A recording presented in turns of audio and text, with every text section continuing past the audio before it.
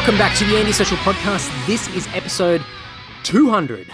200. What a milestone. I finally made it. It's been months between episodes. I really sat on this one, but we're back. It's a brand new year. It's February now, 2020. I don't think it's too late to say Happy New Year. It's been a while since we've spoken, so Happy New Year to you guys. But we're back ready to go. I've got heaps of episodes recorded already in the bag. I'm looking forward to sharing them all with you. Now, I'm recording these episodes, this intro a little bit out of whack compared to everything else that's ready to go.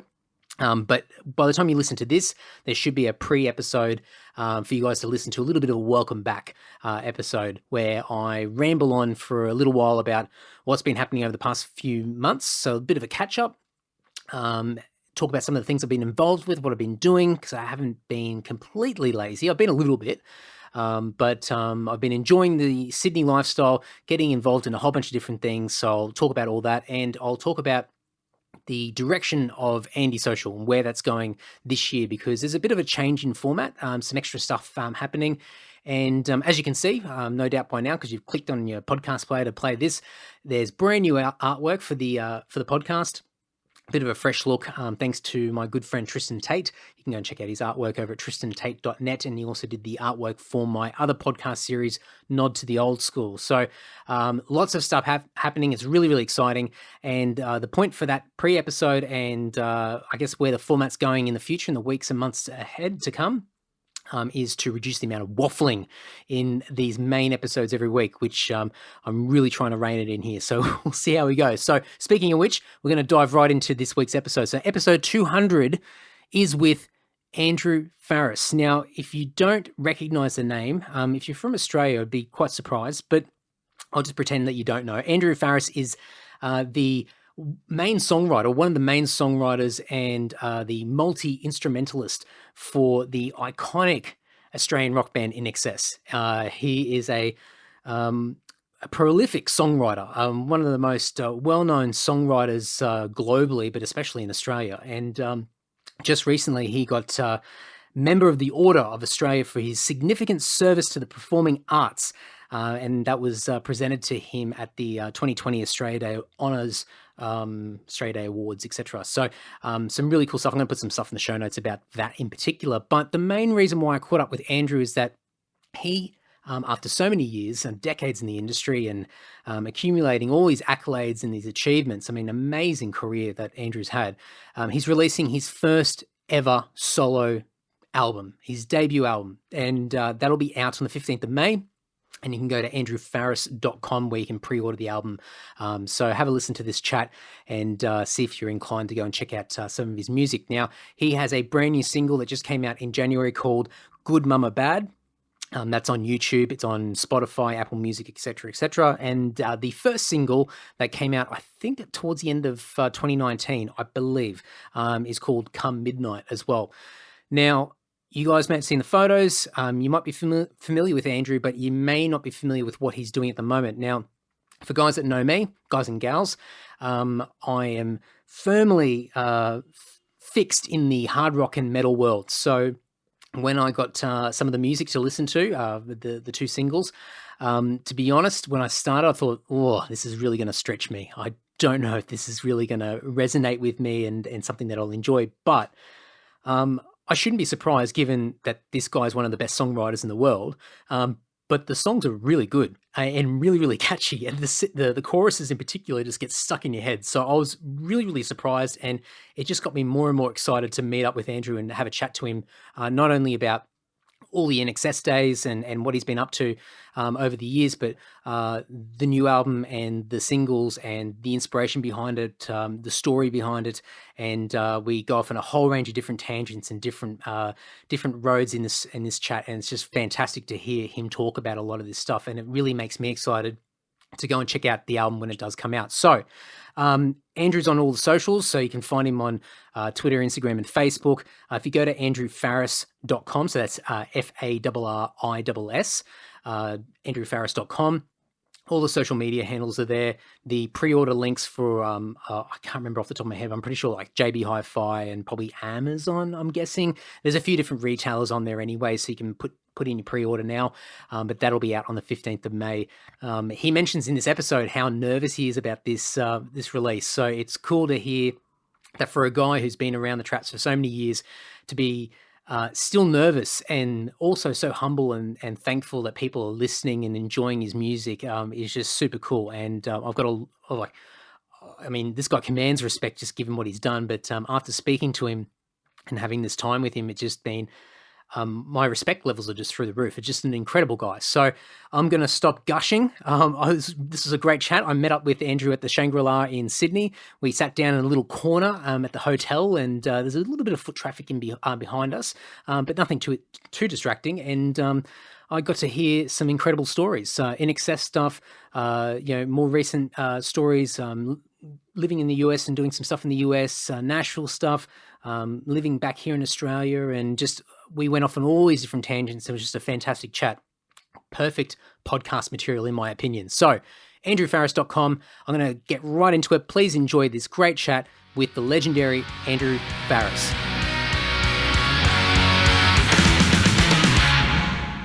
I've got to admit, I've got to be brutally honest, before meeting you today, and some of the guys got in touch with me to have a chat with you and shared your second single. Yep. And I went to have a look and I thought, all right, country music. I thought, okay, this is outside my realm. This is coming from a guy who's grown up with hard rock, heavy metal.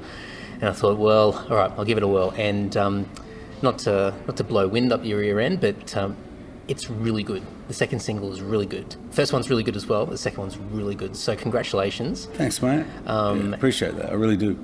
Like for me, a big thing's always been hooks and catchy choruses and just memorable sort of earwig sort of moments, and it hits them all. And I think as soon as I sort of turned it off and went on to keep going through my day, the fact that it's still sitting in there resonating, I think, well... sorry about that. It works. You've done your job, so well done. Thanks, buddy. I appreciate it. And when I also read, about your own bass playing, and the music genre you prefer, I really, really appreciate that too.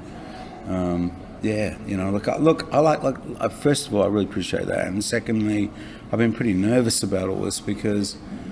there's not that many artists or musicians or writers or whatever. Oh, actually, not so much writers, but musicians, and they get well known in their music genre, and we're all like as if we're all little blocks of Lego, and we're all different colours, and they like to stick us over in little areas, and they say, "Oh no, mate, you're in that area over there, and you can't go over there." But I think as a songwriter. That's where the jigsaw puzzle started for me, where I realised that, writing a song, especially they say in the country music genre, it all begins with a song. It's one of the expressions they use, And I'm very aware of that from my background with what I've done. Yep. Is that, I realised early on my career, before there was... an INXS or a Farriss Brothers or whatever, I recognised really quickly that someone was going to need to write music or write songs in order for us to have anything besides, covers, which is not bad. There's lots of songs that I love covering, actually, and have done over the years. But to do something original, I realised I'd really have to think quick about how to, and work quickly to put together, as I used to call it, the soundtrack to take on stage. Soundtrack for people's lives. Well, it turned into that, but it had much more humble beginnings where, honestly, it was more I began to realise that, to have a recording career as a creative band playing your own music, you have to keep doing it, and to keep doing it, that means you have to keep doing it. And so, for me, songwriting, which is where... kind of led to my journey with how I ended up making my own country music genre. Well, I call it country and western, actually, my album. And I did that as well for two reasons. Firstly, because, I like the country music genre. I like the way that they use old school instruments that come from a different era before electricity. Yeah. things like pianos and whatever they were, piano accordions, violins that of course became fiddles in the country music parlance, and pedal steels or slide guitars and dobros and all these sorts of instruments, some banjos, which cross between a drum and a guitar, all these sorts of instruments. Then it began to occur to me as it went along, I thought, I've always loved the instruments and I've always loved the genre, but, what happens if I start actually writing with those instruments in mind, but take my experiences as a songwriter into it and don't think of it so much as, necessarily, look, I'm, writing a country album, but more like, instead of using technology, which I've been using, for decades, where it could be loops, samplers, drum machines, synthesizers, whatever it was I was using, over the years. And that changed too, What was modern 30 years ago is not modern anymore. And that's when I realized that these old instruments are still around, probably will be, and for a long, long time. And I thought, well, why not just, kind of mature a little bit and start using those older school instruments, but use the same, little bit of knowledge I've learned over the years of the songwriting, and then go down this road and see what happens. But there's a bit more to it as well, where I don't want to be like an elephant in a poppy field wandering around in someone else's music genre. It's not the idea. The idea for me was born at first, again, about songwriting. And I started working, I've always written as a songwriter by myself, but started working with people outside my comfort zone. That actually started as far back as almost 20 years ago with Tanya Kernaghan. She's one of the Kernaghan clan there. And Tanya asked me to produce an album for her called Big Sky Country. And I worked with her younger sister, Fiona Kernaghan, who's an incredibly talented writer. They both are, Tanya and Fiona. And of course, I got the blessing from Lee, which was nice because that family's one of those sort of royalty families in Australia that have been around forever, and they always will be. But even their mum and dad were really sweet to me, and which I really appreciated. And then I met a lot of other people who I'm still mates with today that had worked on that record. But I didn't automatically leap into the country music genre. I was actually working on a variety of projects back then, including with Yotta Yendi, which I really enjoyed, which is not country music, but it was just a cultural experience I really want to have. And a very good one for me, actually, as an Australian, very interesting. But with Tanya's record, I remember working as a producer there and a songwriter, but Laurie Minson, who and I became really good mates. When I'd never met Laurie, and Tanya said, have you ever met Laurie Minson? I thought, no, I never met Laurie.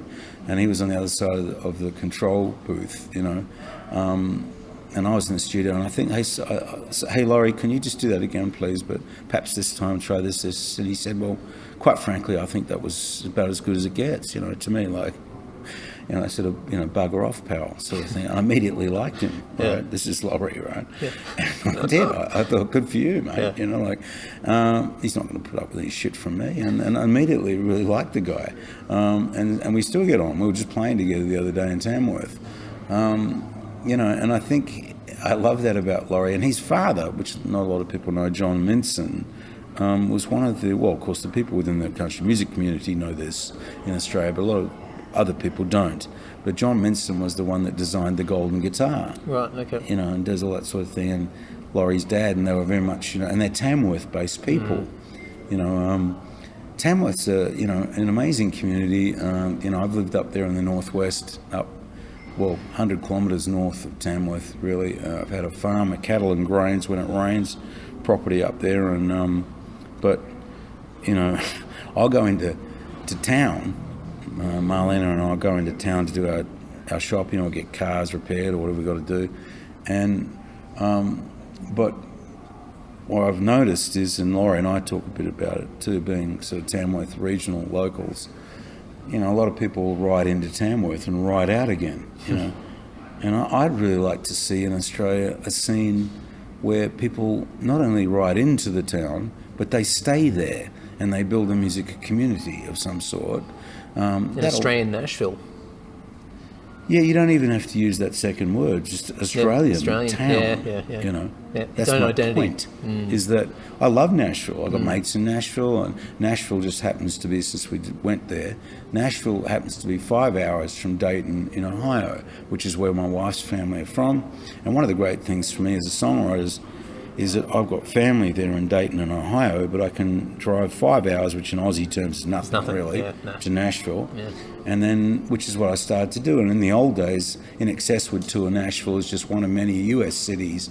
So I knew Nashville because I'd played there before, but played sort of rock music in that town, rock and funk or whatever we were doing in that town. So I knew a bit about it. I always loved Nashville.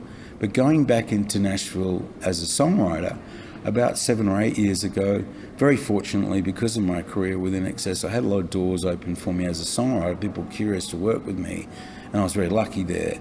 And I started to work with a lot of writers in town, and very well-known people too, with some seriously big runs on the board. And I started working with them, and at first I became a little uncomfortable, not about songwriting. I just loved all that. But I sort of thought, why am I doing this? What am I actually doing in town here? You know, am I trying to get cuts, as they call it? Am I trying to, hustle to get my songs in on other people's records? And to be honest with you, I didn't really know. I was probably one of all the above. You could tick all the above what I just said. But then something else happened where Marlena and I decided to go horse riding down on the Mexican border. Where the Chiricahua Mountains are.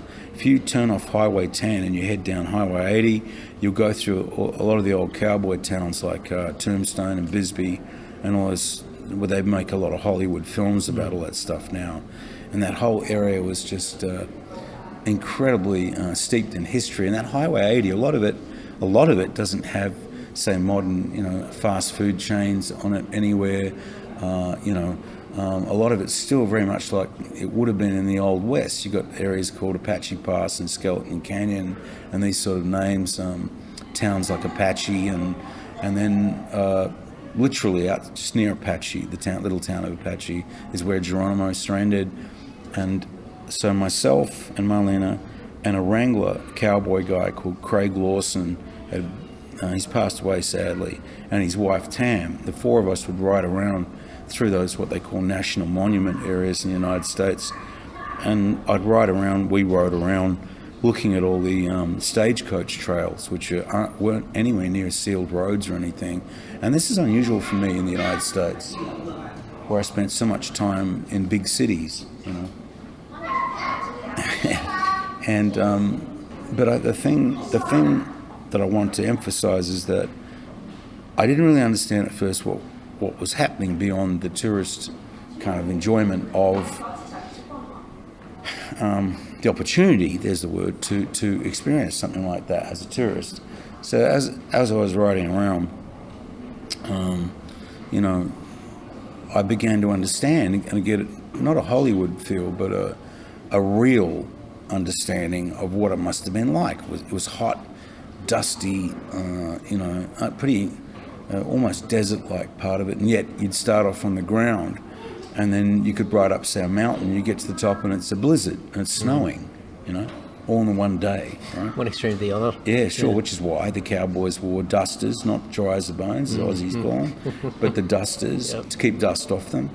And then they'd have the big wide-brimmed hats, usually with a 5-inch brim like that with a curl on it. Everything had a practical reason. Cowboy boots were worn on the outside of their dungarees or canvas pants, whatever they wore, not because it looked cool, it was because they were all riding horses in the years before electricity, and the idea was to stop chafing on the inside of your legs when you were riding horses all day, because of course there was no cars. And all these sorts of things began to occur to me when I was riding around. We found abandoned silver mines, and then we actually rode our horses, the four of us, up to Cochise's stronghold, and we stood at that point strategically from a military point of view where he could have stood there, Cochise, and watched the US cavalry ride towards him. And because the dust they'd kick up across the way, he knew exactly when they were coming and probably when they would arrive. And even if they came by single file and tried to come up the mountain towards his stronghold, he could pick them all off one by one as they came up. by rocks. Now, this isn't a cowboy and Indian movie. This is just something I began to really get a different understanding for. And that whole area along there, you've still got illegals, people coming in, from Mexico. And some of them are just scared. They want a better life. They want to come in. They've got backpacks with very little food. They have nothing and they're scared and they're walking around. There's some slightly more scary creatures like drug cartels that'll come in and do the same sort of thing in these areas. But then it occurred to me the parallel with the Old West, you see. You'd have the cowboys riding around. You'd have, just like the Border Patrol now, you'd have the sheriffs and the marshals riding around and trying to round up people because they're not particularly nice people. And I started thinking, as I looked around, it says wilderness area, I thought, nothing's really changed. Here we are, all these years later, with all our mobile phones and everything else, and it's still kind of the same. Like, it doesn't have there's not a lot of modernization, there's no big developments or skyscrapers or whatever. And I don't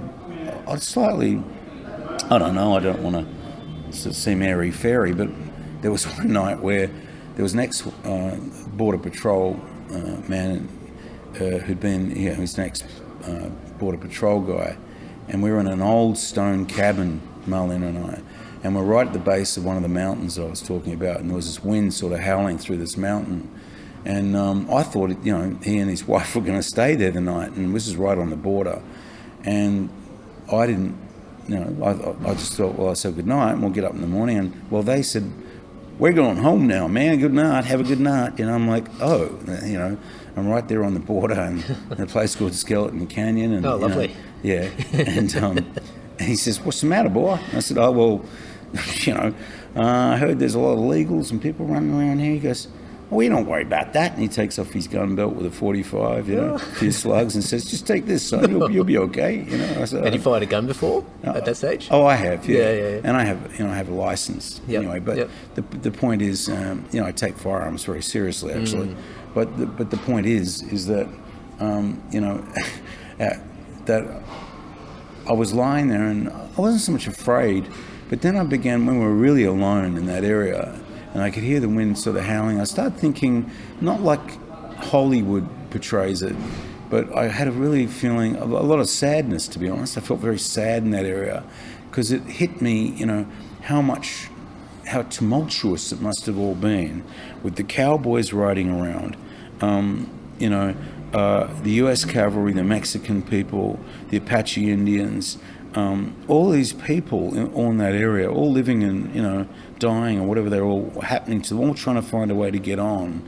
My point with this story was, after we did all this, I went back to Nashville, and then I realized, and I got back into town, and they're all, I'd go to write with people, and they'd say, well, because just like it is in most modern radio formats around the world, well, let's write it, it doesn't matter what it is, whether it's, whatever it is, whether it's EDM, hip-hop, rock, all these different sort of country, alt country, modern country, old, whatever it is. And then I suddenly went, I know what I want to do now. Because I saw the parallels between Australian bush culture with, our bush rangers and the police chasing them around, and people taking pity on them, which is very similar to the US. That some of there, they might have been outlaws, but some of them weren't all bad. Some of them were all bad. Some of them weren't. So people took pity on them. They fed them. They took them in. Same thing happened in Australia. Same thing with Australia is very similar, where we had large amounts of ground with cattle and sheep and whatever running around, and people were very good on horses, which is why, for example, the British loved to take our young fellas in World War I in the cavalry, because they knew exactly how to sit on a horse and shoot guns accurately, and all that sort of was very similar to the cowboy thing. Again, the point is that I thought, well, okay, now I'm beginning to see this whole thing a bit differently. And a couple of guys I got, they said, what do you get in a room as you do, you get in this situation, you're writing with other people. And they said, what do you want to write about? And I told them, I said, this is what they looked at me like I was from outer space. And they said, oh, that's already happened. That's old school, Stan Jones, Hank Marvin and bluegrass, and, And I said, yeah, well, that's what I want to do. I want to write about that kind of music, because I see a lot of parallels between modern culture, ironically, and the years just before electricity came into play. We are in transition again from the industrial era into electronic era, and it's sort of this. It's funny, but there's some parallels again at the turn.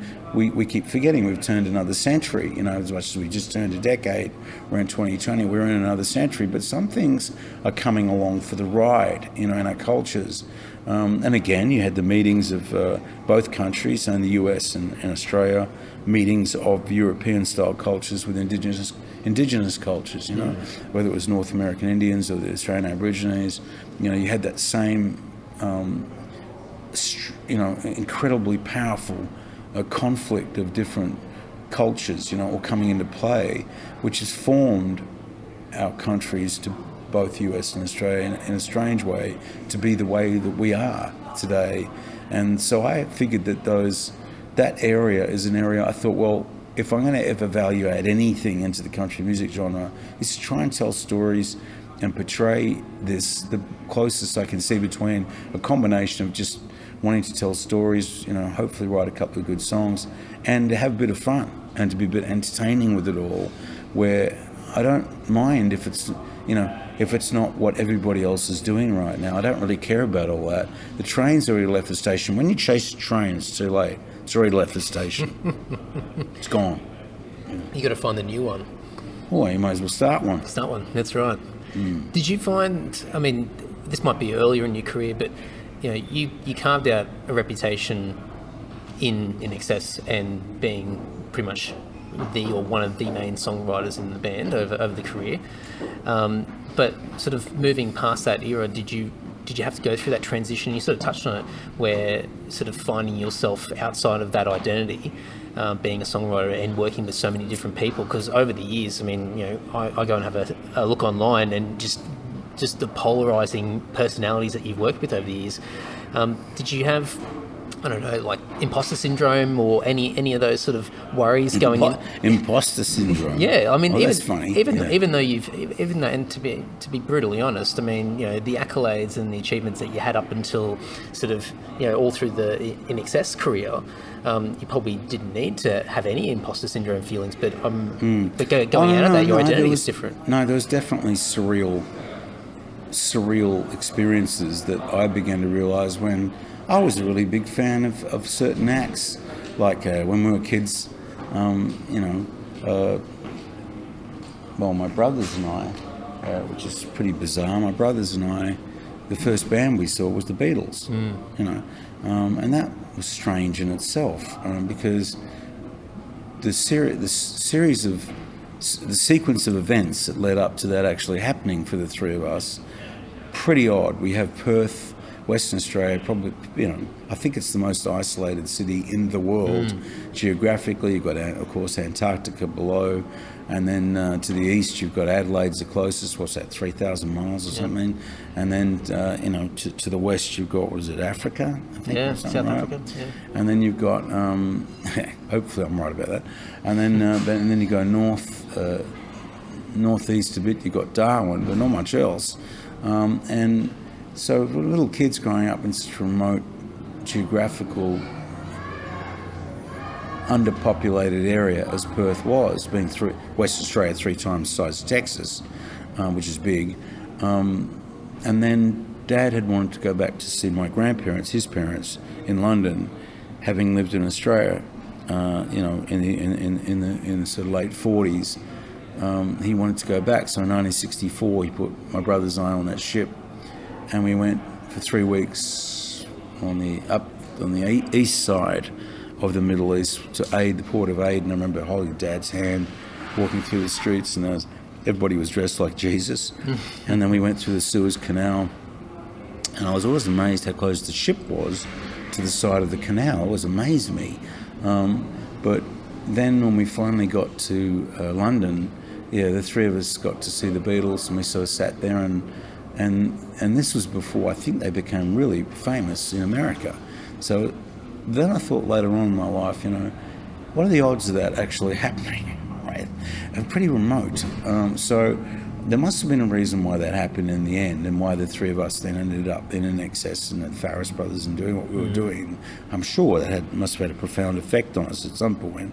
But I think when you're talking about imposter feelings, I think I felt all pretty confident about everything until we started touring overseas. Up to that point, we were just proud to be Aussie rock pub band running around, as we did in Australia and in that era, playing pubs and doing whatever we were doing, and it all felt right, it all felt good.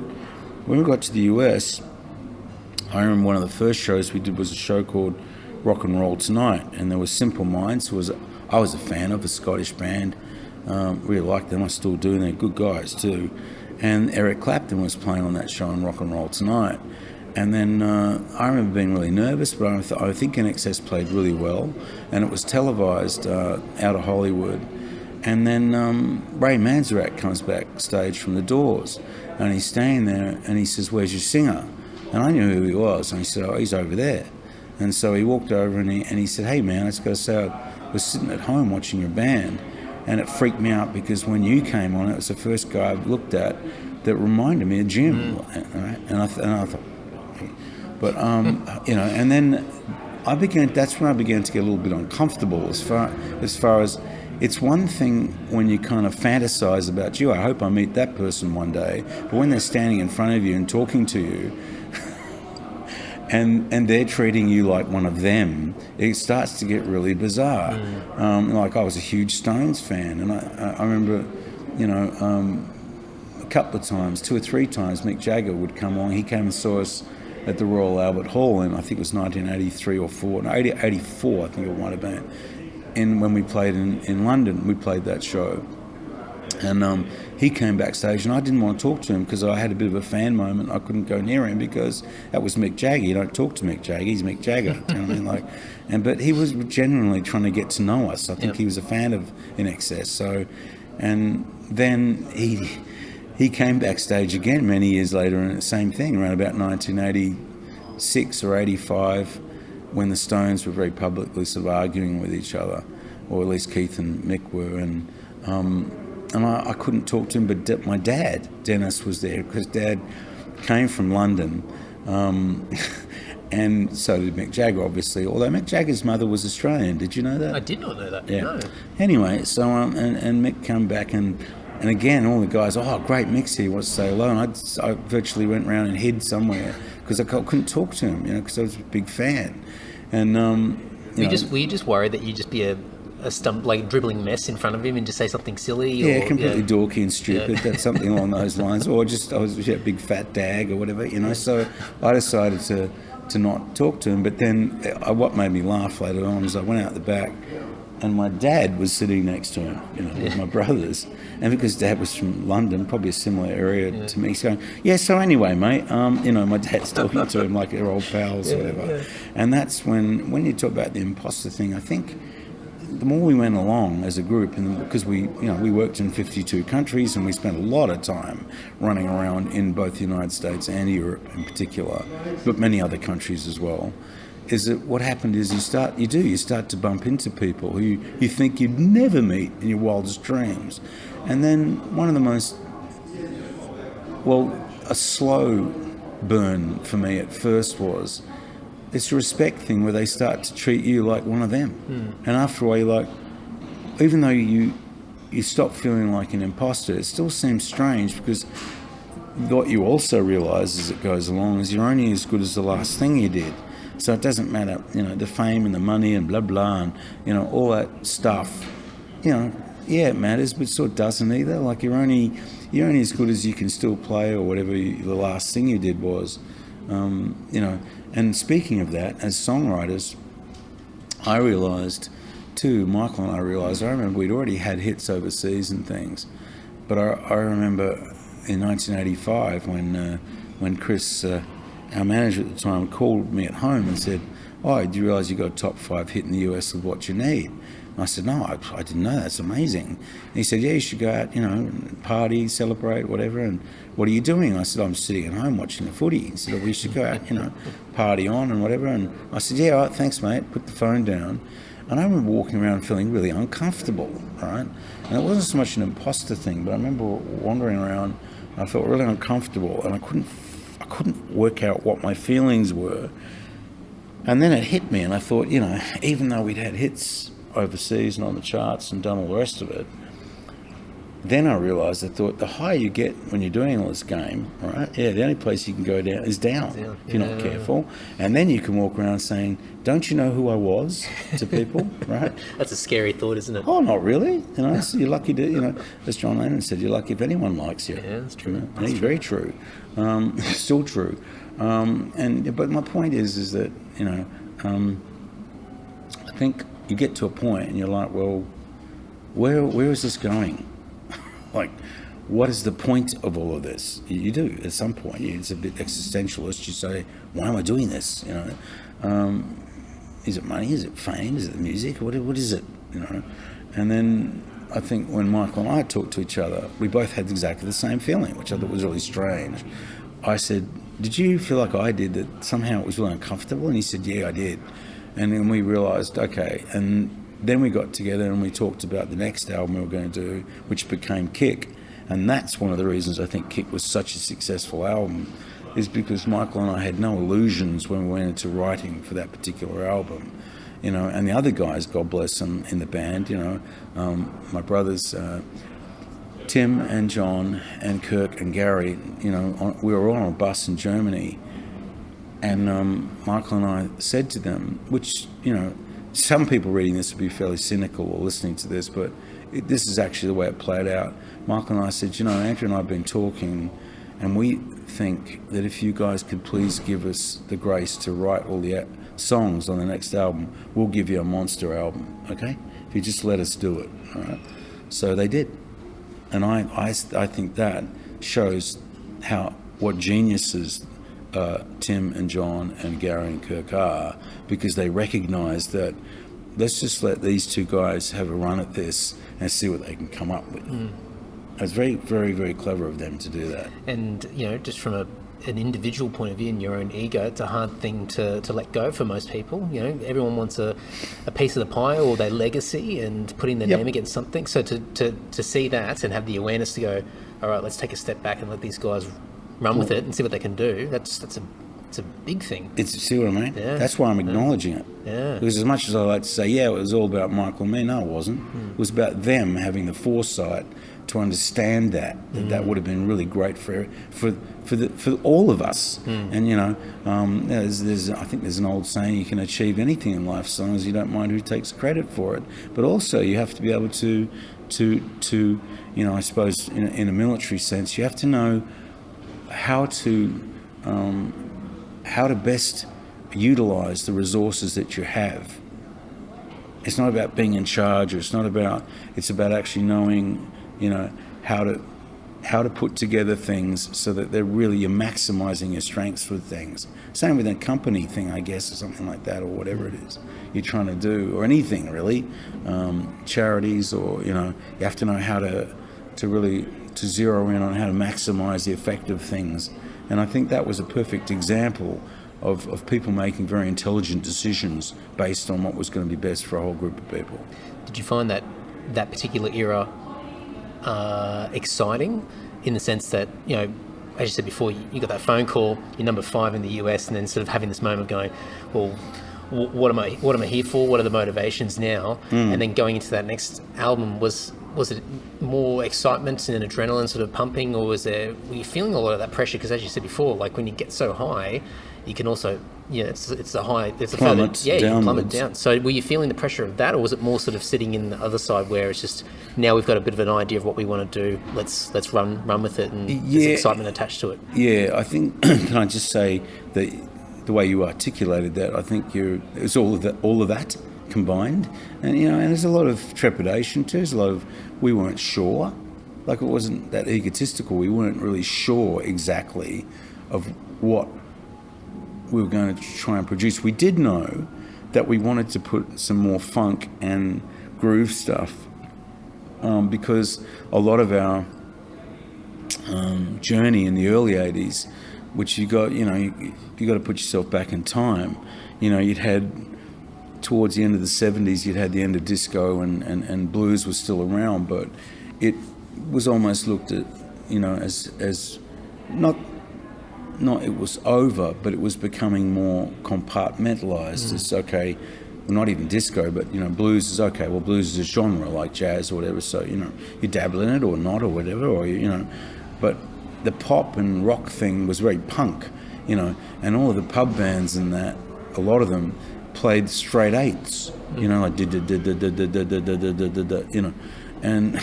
and so for Michael and I were like, well, why is everyone going why don't we sort of make it a bit funky, not exactly like disco, but actually, and listen to other people's records that were sort of more funk or soul or, bit of Sam and Dave, or a bit more, where the grooves are more, early hip hop stuff that was more, sort of just groovy in that sense. And because we're working overseas a lot, we didn't feel anymore that we had to behave ourselves in Australia and play pub rock that everyone expected all the bands to be. We thought, well, we can be whatever we want to be. We don't have to be this or have to be that, We can be whoever and whatever we want to be musically. And so that was where the Kick album was really born from, is that idea of, let's experiment, let's try stuff, let's just do things that perhaps some other people aren't doing, and and I think we kind of managed to do that somehow. It's a confusing album, not now, but back then. And I can remember, we took it to the record company and they're like, what's this? And we said, this is our album. And they stared at us like, we were on drugs or something. And they said, well, we can't put this out. This isn't contemporary radio. This isn't anything that we're used to. We don't like it. Here's some money. Go back and re-record it. This is going back to creating your own train. That's right. Instead of trying to chase the train. Oh, you got to do it. Yeah. And really, honestly, seriously, do that. Always be. I tell anyone that is, I probably bore everyone shitless, but the fact of the matter is you're better off to do your own thing. Be who you are. Don't try to copy other people. Be exactly who you are, because we're not all the same. And whatever, if someone's done something that you admire, I'm a fan of other artists, and I love, just like everybody else, I've covered songs that I think is absolutely brilliant as a songwriter or music feels or styles. But that doesn't mean I'm them. It just means I'm acknowledging how great that is. But to do something creative and original, be yourself and be as yourself as you possibly can. And I think a lot of younger Australians who are now doing well overseas understand that idea, is that you don't really have to copy somebody else. You can take little snippets or bits and pieces of what stylization, so you make it on radio or whatever it is you're trying to do, but you don't have to, bend over backwards to fit in all the time. You just be yourself. There's probably less gatekeepers now as well. Years ago, you'd have to convince a small collection of people to get past that first fence. But now with with the internet and everything, I mean, mind you, it also creates a lot of noise as well. But it does make it a lot easier for people to be more creative individually, to put stuff out there and find their group of people that enjoy what they do. Exactly. I mean, that's right. And, I think now, I'll come into the now. I think in 2020, this is an incredibly exciting era because of the internet and, digital platforms where younger people can get their music out, and older people, to people around the world. And how amazing is that? And then, people travel now too. You jump on a jet and you get off the plane somewhere in some other country. A lot of one of the most popular places at the moment for a lot of younger people is to go to Nashville. Well, I think it's really incredible and amazing and fantastic that they can get off a plane with a suitcase and a guitar and wander in somewhere. Someone sees them play, or they walk in an office and they sing, and someone gives them a shot at it, whatever, and they end up on the charts and end up playing, gigs around or whatever. I think it's incredible. I think it's really, really good. And I hope it stays that way, actually. I don't, no regrets. I mean, I think, as I say with a sense of humour, when we first went to the US, and started running around in the early 80s, we'd go into radio stations and they'd say, "You guys from Austria?" Close. They didn't know where we were from, know anything about Australia. Yeah. And, we're also living in an era too, which is also incredible, where you've got, some awesome actors and actresses, who I'm big fans of. And they must be pushing their Emmy Awards off the fireplace to fit the new one on, they're picking up all these awards and things. But I think, the only one I could remember that turned up in about 84, somewhere around 85, was Paul Hogan, Yep. And Michael and I went out there on the invitation of Strop to go out there and write some music for that film. And we had a script of the film, and I remember reading the film and script and thinking, oh yeah, it's funny, yeah, that's not a knife and all that sort of business, but but at the same time, I think it was the self-effacing and Aussie laconic sense of humour that's important in Australian society to translate to people overseas, that we can be funny about ourselves, that it's not all serious all the time. I think that's important as our culture, that we do kind of take the piss out of ourselves or see ourselves not too seriously sometimes. Other times very seriously, but and I meant what I said and said what I meant, that I'd like to see in the future. I'm sure it's going to happen somewhere, somehow, where I'd like to see, say, an ARIA award or a Golden Guitar Award mean as much, or our film awards in Australia mean as much to people overseas as it means to Australians to go over and pick them up overseas.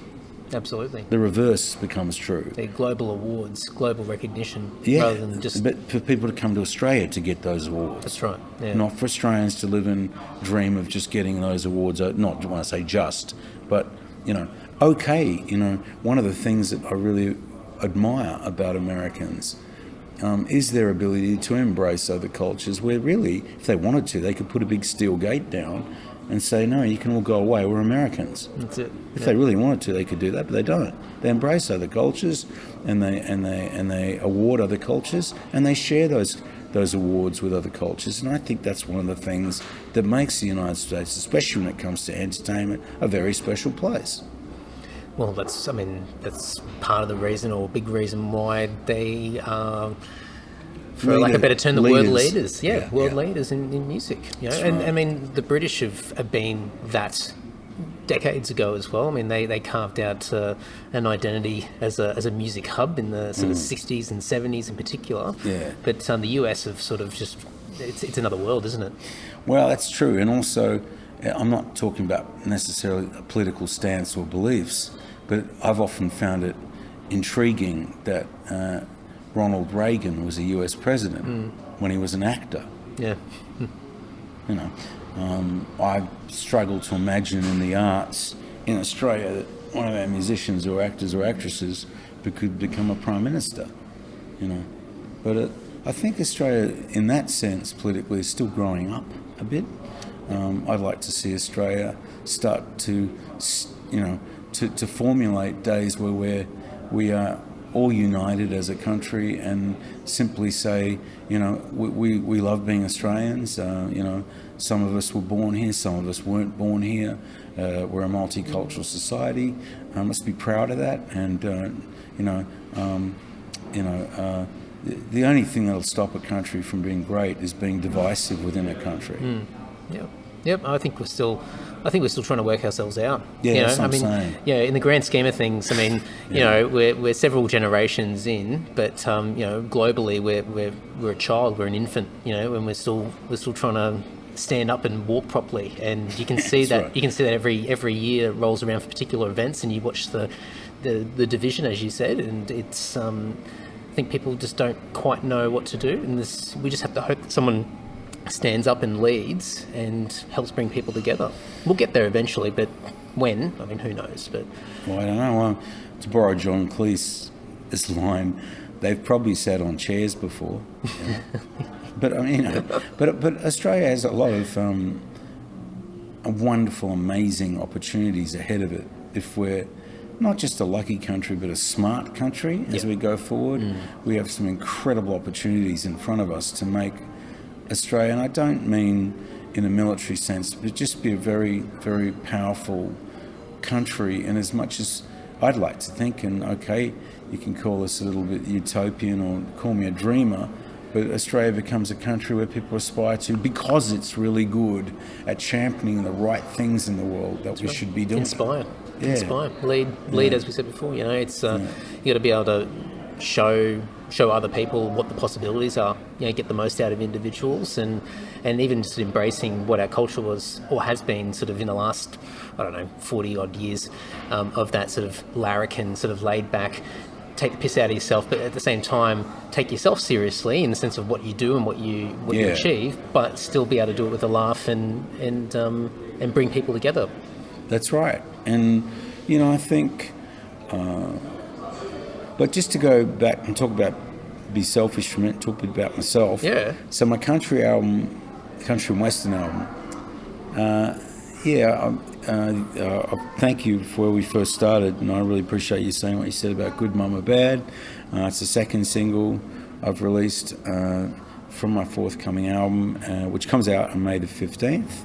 And I've been pretty nervous about it, to be honest, Andy. I've been somewhere between sort of really excited and really nervous, because you just don't know, you know, you just never know whether anybody's going to like what you've done or whatever. Well, this is a debut solo album, like putting your name, like, I mean, when I first saw this, I thought, sure, you've done something else in the past. I mean, you've been around for a little while. Yeah. So, I mean, was it just never on the register, like sort of thinking, I thought that you had in the past to go, I'll put my name against something as a solo release? Okay, well, ironically, I had. And one of the things I started about 20 years ago and was, ironically, a kind of ambient sort of album that had a lot of country instruments all over it. Yeah, right. And, you know, I'd like to think, you know, hopefully, if, you know, I can dream a bit here, is that if what I'm doing is agreeable to people and they like my new music, I might experiment a bit more within that genre and kind of take things, you know, with the same sort of old school instruments, but start really experimenting with how to, you know, work with soundscapes and things that aren't so much electronic, they're more with old-fashioned instruments, but done in a style where, you know, perhaps not, some of it is not perhaps very pop. Yep. Some is just gentle music. One of my favourite albums of all time is the Willie Nelson album Teatro. Right. Okay. I haven't. Well, I may have heard. I don't know. Right. A lot of people don't know that album. I told that to Ed Eckstein once, whose father was a very famous jazz trumpet player, and he was handling the Motown catalogue in the US, and he goes, "Really? That's one of your favorite albums?" And I said, "Yeah, Teatro, absolutely." I love that album because half the album sometimes is Willie just playing trigger, you know, his classical guitar. Yeah. There's no clever little pop song or whatever. It's just he's just noodling away on his guitar, and I dream when I listen to that album because I get lost. And I don't know where I am anymore. I just relax and I listen to the album because it's not trying so hard to be commercial in that sense. And that's more what I'm talking about, is that I really love the way that it meanders around and that, you know, it's just really cleverly produced as well. By Daniel Lanois, produced that album in New Orleans, I think. And I really, really like that album. But you know, those sorts of things to you know, old Spanish guitars, and again, these older instruments. Just because the instruments are older, doesn't mean they don't have any. What's the word? You know, like a lot of the thing I began to notice with electronic music, which at first I used to really love, was the fact that with samplers and stuff, you can sample all these different sounds, but then when you go to put them all out and you call it your music and you start Well, it's not like you have a drummer that has a style of playing drums and he uses the same kit. He might tune it slightly differently or play it slightly differently each time. Or a bass guitar, you might have your bass rig, whatever that bass guitar is, with an amplifier or what guitars or whatever. But when you start sampling stuff, it starts to sound like, if you can imagine, some of it starts to sound to me like, I don't know who I'm listening to anymore. In other words, it's like having a large piece of cardboard with all these different colours all over it, and you chopped it all up with scissors and you threw it all up in the air and it landed in a shoebox. But the actual individuality of the musician, like I went and saw a jazz band the other night where the guys are just, geniuses at what they do. They're most of them in their 70s. And I just watched and was in awe of watching someone who's been playing for 50 years the same instrument. And more what I'm saying is that I think there's been insanely clever things done with technology, but at the same time what's come with that is two things actually. One is some loss of identity of the idea of being a musician. Now a lot of what you're applauded for is because some of it's like karaoke. You get this singer that stands up in front of a curtain, and I can't see any musicians anywhere, and then they'll have judges standing in front of them, which to me is even stranger. Everyone's perfectly capable of judging for themselves. They don't need a judge to tell you whether you like it or not. Especially with music, because it's so subjective, isn't it? You're not working on a formula. I mean, you can, but in the end, it's whether you like it or not. I think it'd be funny to have a show where the judges have to sit on stage and the musicians sit out in front of them and talk amongst each other whether they like the judges. Very cool. I don't know if it'd get the same amount of ratings that the other way does, but I don't know about that. And the other thing I think would be great is to instead of a great vocalist is a great vocalist, and my God, there's been some incredible vocalists have come out of a lot of the reality competition shows. But I think what I'd like to see is a television show made where it's all about musicians of different ages. And they come out, and it's not about singers, and the musicians play and they perform their musicians in real, their musical instruments in real time, and then the audience, when I say the wider audience, not necessarily judges, but people get to vote on what they thought. Someone played something they thought was great, It doesn't even have to have a live audience, really, anyway. And but the idea is that young kids see all this, and they might want to aspire to then become a great musician, because it shouldn't be that polarized, and I couldn't help but think how ironic it is that you had like a Glenn Miller orchestra, or Benny Goodman, or these guys in the 30s who would invite someone like Frank Sinatra or Bing Crosby to come and play with their bands because they were great musicians. I think that recognition of great musicians and people who really, really are exceptionally talented as a musician needs to be championed again by people. I think so, and especially as things become or have become more fabricated and sort of cookie cutter in a sense, as far as you got a formula and you run through it, and it's very sort of spit it out the machine and create something that's not terribly authentic in the sense that it's individually created. People are going to start rebelling against that and pushing away from it and looking for things that are more sort of raw and rough around the edges and a bit imperfect and a bit more genuine and from the heart. And so then people will go, well, where does that come from? Then they'll go to exactly what you said, where people will pick up an instrument again and start to go, I can do this myself, and it doesn't have to be ultra clean, ultra crisp, free of human imperfections. That's exactly right. Yeah. So I think it's like anything, things just sway in polarizing directions, and we'll eventually sort of level ourselves out. But I mean that's probably everything in life, really. But I think that's true. But not just of music. You can see it too, where with all the incredible advancements in smartphone technology, where a camera in your smartphone it was about the same grade as the quality of a phone. A high-end camera would have been 25, 30 years ago to buy. Yeah. You've got in your hand, you know, either that or a banana. But the point of that is what you're saying is really interesting too, because I agree with you that I think the imperfections, I might add something slightly to that, the human imperfections, or the fact that you don't play like somebody else does and it isn't perfected by a machine, is what makes you unique and gives you the personality that you deserve to have recognition for as a musician, as a writer, as a performer. You know, it is those imperfections that makes it who you are. I mean, I don't know that I think a lot of advancements in technology, like I was saying before, with music, are fantastic, and I think it's enabled people to be able to create music and have platforms to put it out.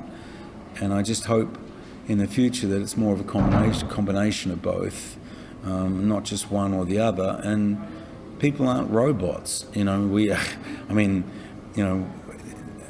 of the reasons I have some of my best friends and things I love about my family and whatever are that they are just as flawed as I am, I think the robot thing's kind of weird idea of, and I see it in music more and more where,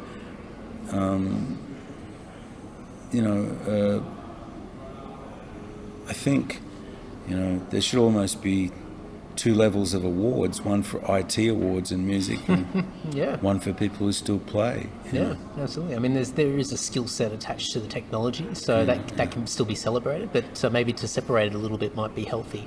I think for younger people who now have grown up with an awesome arsenal of technology at their disposal, it's not like it was 25, 30 years ago, where I think a lot of listening audiences hadn't realised by that stage that they were listening to electronic music, but just done very cleverly and blended with organic music. Now, the younger generation's very aware of the tools that are available to make a lot of that kind of music. And on the one hand, what I find intriguing, on the one hand, I would have thought that it would have either been the death of old school instruments and old-fashioned instruments and old-fashioned live performance, but I see the reverse happening in a strange way.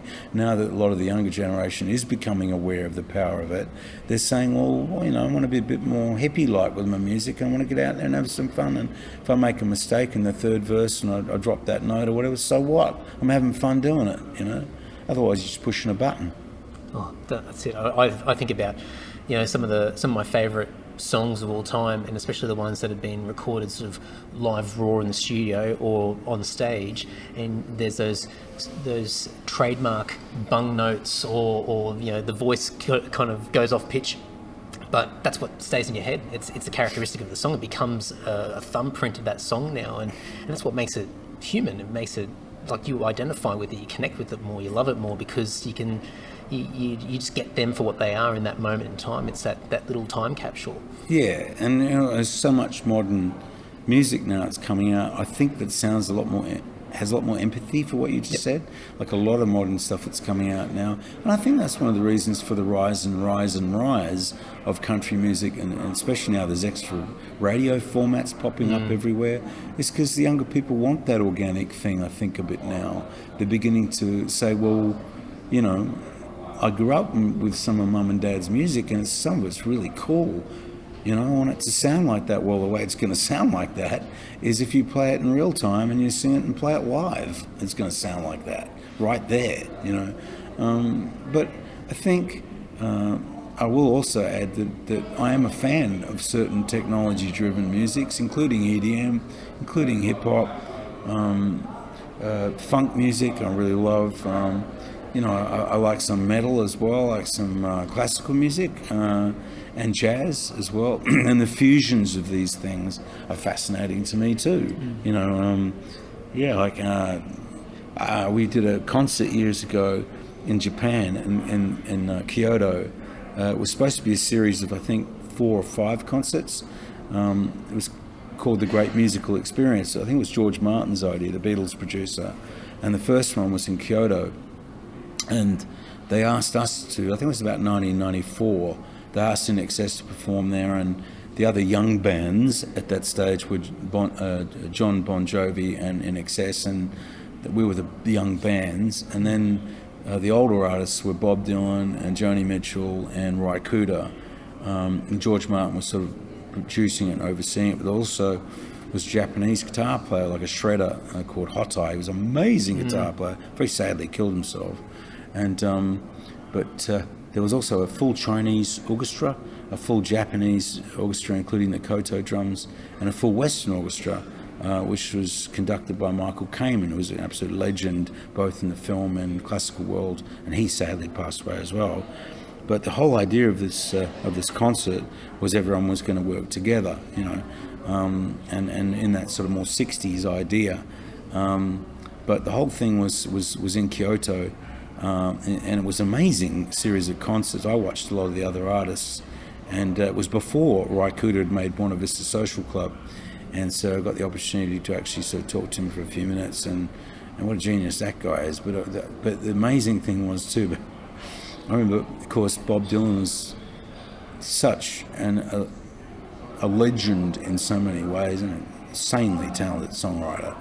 And but Michael and I thought it'd be a good idea to go and get his autograph. So he was standing at the end in this beautiful old wooden temple. You got to imagine this, right?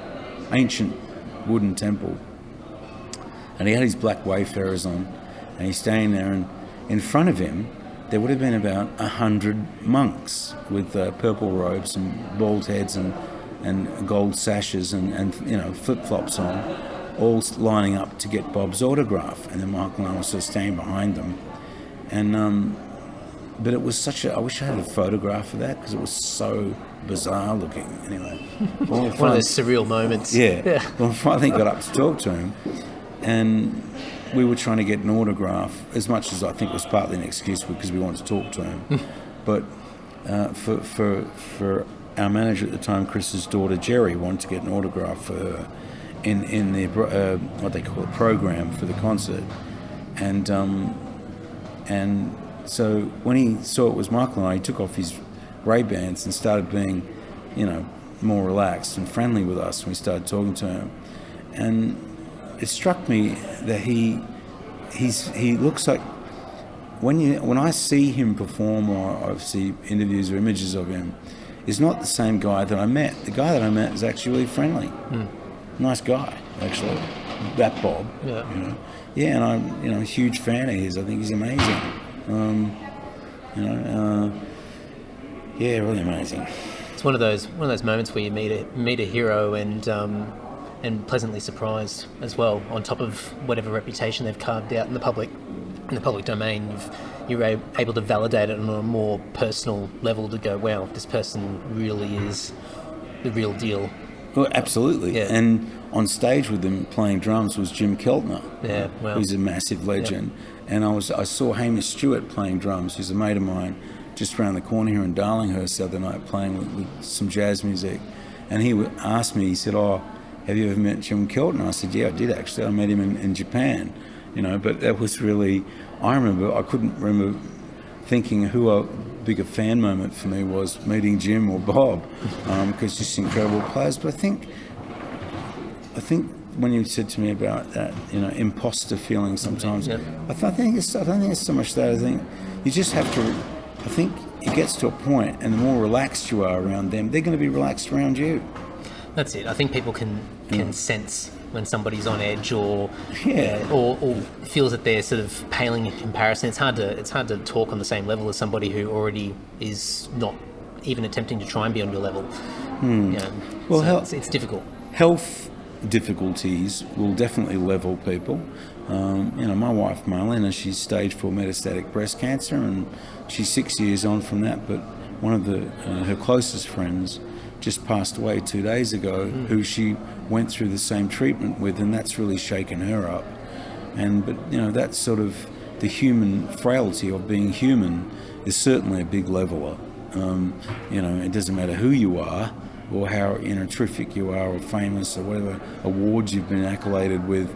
It means nothing if you're not healthy, It certainly keeps you grounded. Yeah. I'm keeping on the time, but it sounds like this year's already off flying. I mean, we're only in the second month, and it sounds like there's been enough going on so far. But congrats on the member of the order as well. Thank you. And I think that sort of ties in nicely with what we're talking about around sort of that next generation of people getting out there and playing music, creating music. I mean, you're being celebrated as somebody that's a songwriter, a prolific songwriter. I'll talk you up. And hopefully that sort of is validating to other people out there that this is still being celebrated nationally, as you're on that list now with and I was going through, I wonder who was on this list, and I'm going through, I'm like, man, there's some iconic people over the years that have been a part of it, and now you're another one that's been added. Yeah, well, I'd like to thank you. I really appreciate that, Andy, and I'd also like to acknowledge all those people who've supported my career and believed in me as a songwriter and put up with me and whatever I am as a person, but I'd especially thank Marlena, my wife, and my children, Grace, Josie, and Matthew, for all those times over the years where, I was caught up with things, mountain climbing, as I call it, trying to achieve the impossible with things, and those people were always there, and I love them so much. Same with the guys, my brothers in INXS, and my adopted brothers, Tim and John, my brothers, and Kirk and Gary, and I miss Michael as well, and Chris, who helped us out so much over the years, and just so many people in the background of my life who, I wouldn't have had an award like that or an honour if it wasn't for those people helping me be me. So, like many things in life that you see, the front end of is usually not that simple. Behind the front end of anything is a whole line of a sequence of events or people that have supported someone so they can get there. You've got to surround yourself with amazing people. Yeah, and if you help other people, it's karma, it's good luck, and something might come back at you. Love it. I reckon that's a good way to end this off. But I'll put links in the show notes. Everyone can check out the two singles, the most recent one as well. And May 15th. May 15th is the new album. That's it. So fingers crossed for you. I'm sure it's going to do quite well. But as I said before, I'm amazed that it's taken this long for a debut solo album. But it's exciting that it's coming. So I'm looking forward to hearing it. Thanks, Andy. I appreciate it.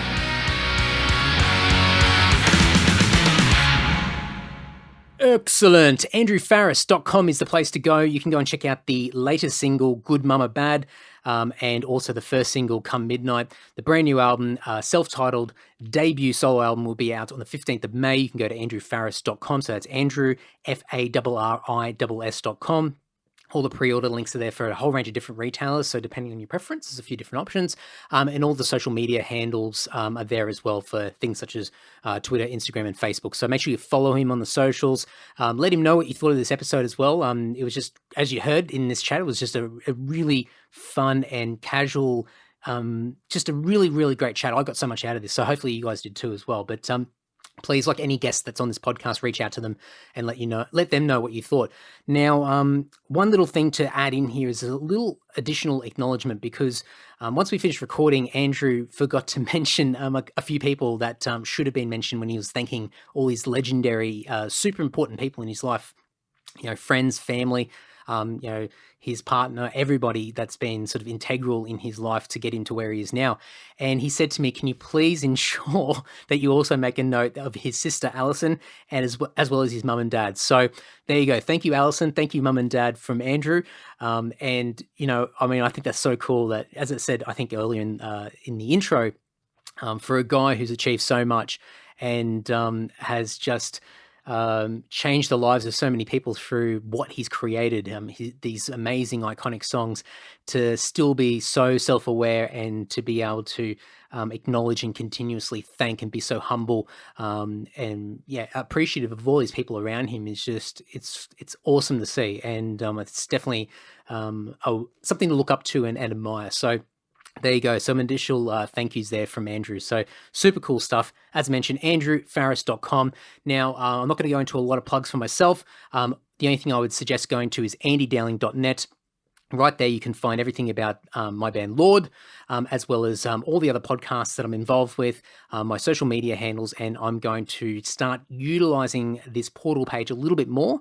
Most of my stuff's been sitting over at andysocial.net, and I'm going to start migrating everything over to andydowling.net to make it nice and easy. So go and check that out. There's a mailing list there. Sign up to that because that's probably the best way to stay up to date with all the rubbish and wafflings in my life, because I'm trying to reduce it on these main podcast episodes every week. So I'm trying, guys. Just bear with me. I'll start to refine them and get them a little bit more concise as we go. But that's it, folks. So next week, we have 2 episodes that are coming out, and that's the trend that's going to be happening. As I said earlier in the episode, go back and listen to the episode that came out a few days earlier. That explains the new format of the podcast. But really quickly, earlier in the week, I think, because I'm recording this a little bit in advance, I believe Tuesday mornings are going to be a what I call a crazy talk episode, which is just me waffling on about what's going on in my life, what's been happening in the last week. I'm going to try and keep them really, really timely. So if there's things going on in the world or things that are going on in my life, I'm going to try and talk about them as they happen. Oh, Andy, come on. And then later in the week, every Thursday night, like it's always been in the past, I'll have the main episode that comes out with a new guest each and every week. So lots of stuff happening. I'll explain it all in that previous pre-episode if you haven't listened to that already. And there's heaps of great stuff coming up. Lots of episodes already recorded. Lots of people lined up for episodes and recordings. And I'm really looking forward to sharing it all with you. Please reach out to me and let me know what you think of it all and any suggestions, blah, blah, blah. You know, the usual stuff. So anyway, enough. Episode 200. It's in the bag. Let's keep moving forward. Thanks, guys. Ta-ta.